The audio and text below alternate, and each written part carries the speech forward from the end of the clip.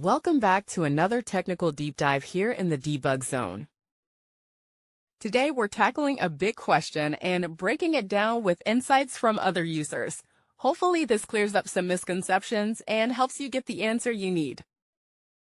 So buckle up, stay a little curious, and let's jump right in.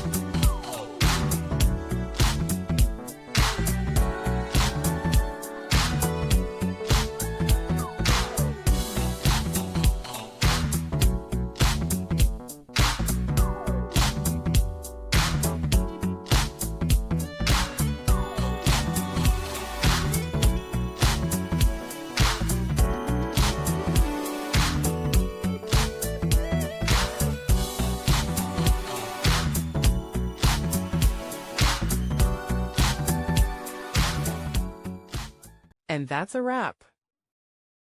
I hope you found the answer you were looking for. If you did, take a second to hit that subscribe button. It really helps out. And let me know in the comments which solution worked best for you. See you next time in the debug zone.